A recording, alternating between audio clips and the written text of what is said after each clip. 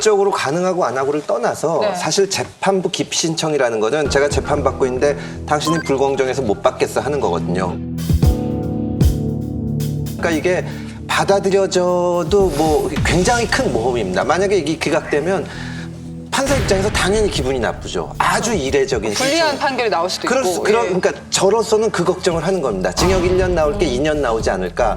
그러니까 변호인이 이거를 당사자하고 상의하지 않고 했다는 건 전혀 저는 상식 밖인 거죠. 그럼요. 그 김용태 변호사께서 네. 어제 재판에서 그렇게 뭐 재판부 기피 신청하고 검찰하고 말싸움하고 네. 그래놓고서는 본인이 또 사임하고 나가버렸어요. 네, 사임했죠. 그것도 이해할 수가 없습니다. 김영태 변호사는 어쨌든 거기에 이화영 부지사의 변호인으로 들어간 거거든요. 근데 사실은 사람이 구속되고 궁지에 몰리다 보면 허위 진술할 수가 있어요. 또 검찰이나 뭐 회유할 수도 있습니다. 그러면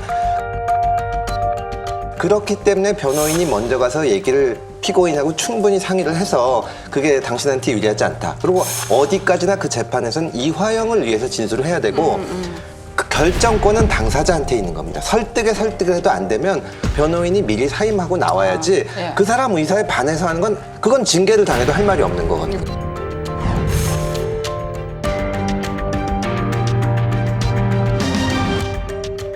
아니 그러니까 이분이 이화영 씨가 저게 내 의사가 아니라고 얘기할 걸 저는 충분히 예상했다고 봐요. 그러니까 그분의 오로지 하나의 목적은 재판을 지연시킨다는 목적으로 들어와서 그러니까 사실 깽판을 놓은 거죠 지금. 근데 저는 그 이화영 씨라는 사람이 어떻게 느낄지가 굉장히 불쌍하더라고요. 나는 지금 조금이라도 내 형량을 좀 줄이겠다라고 생각하고 있는 건데 내 의사를 반영해 줘야 되는 배우자, 변호사 다 내 편이 아니에요 지금. 그러니까 세상이 꽉 막혀 있는 느낌일 것 같고 오죽하면 검사가 이렇게 계속되면 국선 변호사 구해주겠다고 하는 거잖아요. 그러니까 이화영 씨 입장에서는 참 기가 막힐 것 같아요. 자기가 어쨌든 민주당 그에서 정치를 쭉 했는데 민주당에서 지금 하는 일은 대표 하나 살리겠다고 이 사람을 완전히 무슨 버리는 부속품 취급을 하는 거잖아요.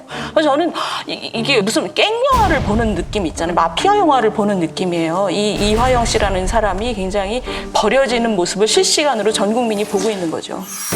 보스에게 불리한 법정 진술하는 걸 막으려고 부하 입막으려는 마피아 영화에서나 나오는 극단적인 증거인멸 시도이고 사법 방해입니다. 국민들께서 다 보시는 백주대낮에 공개 법정에서 이런 게 통하면 나라도 아니죠.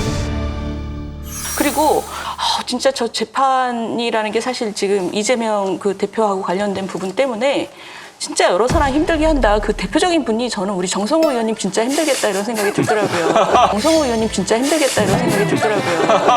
아니 정성호 의원님이 얼마 전에 방송 나가셔가지고 이 방북 비용 대납에 대해서 그런 말씀하셨어요. 이재명 대표가 아주 엄중한 법률주의자라서 그 불법으로 어디 돈을 보낼 사람이 아니다.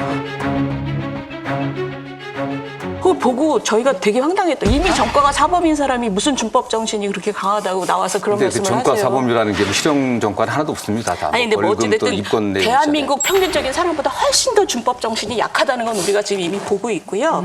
두 번째 지금 정성호 의원께서 며칠 전에 어디 나가셔가지고 일면식도 없는 이재명을 위해서 김성태라는 사람이 800만 불이라는 큰 돈을 네네. 보냈겠냐. 근데 그걸 보면 김영태 변호사의 그 의견서 중에서 저는 제일 재밌게 봤던 부분이 김성태 사장이 이화영 씨한테 너가 제대로 진술하지 않으면 내가 이재명 선거법 위반 재판 때 2심 재판 때 내가 로비해 준 거 대납한 거. 그리고 네. 김용을 통해서 이재명 대표한테 후원금 보낸 거. 네. 후원금이 아니죠. 후원금이라는 건 제대로 놓으면 되는데 김용 통해서 보냈다는 거는 벌써 불법인 거잖아요. 그 얘기는 정성호 의원께서 일면식도 없는 사이라고 하셨지만 일면식이 있든 없든 굉장히 끈끈한 관계가 오랫동안 지금 유지돼 왔다는 거잖아요. 김성태 사장의 말을 따르면. 그게 사실이라면. 그러니까 김성태 주장이 진실하다는 걸 전제를 한 거죠. 아, 그러니까. 근데 김성태- 일반적인 진술 아니겠습니까? 그래. 일방적인 진술이라고요? 진실이 아니다라고 네, 보시는 전혀. 거죠? 네. 예. 그러니까 저는 정성호 의원께서 방송 나가서 지금 굉장히 이재명 대표를 막 이렇게 보호해 주려고 애쓰시는데 별로 그렇게 설득력이 있다는 생각은 안 들더라고요. 뭐 보호해 주려고 하는 게 아니라 별로 그렇게 설득력이 있다는 저는 생각은 안 들더라고요. 뭐 보호해 주려고 하는 게 아니라 엄격하게 법과 원칙 증거에 의해서 사실은 이게 기소가 되고 수사가 돼야 되는 거 아니겠습니까? 전혀 그렇지 않다는 거죠. 지금 현재까지 나온 거 보면요. 어떠한 다른 게 없습니다. 단지 그냥 김성태와 이화영과의 술자리에서의 어떤 대화, 술자리에서의 통화 이것뿐이거든요, 사실은. 저는 보고도 마찬가지입니다. 아무런 증거가 없어요.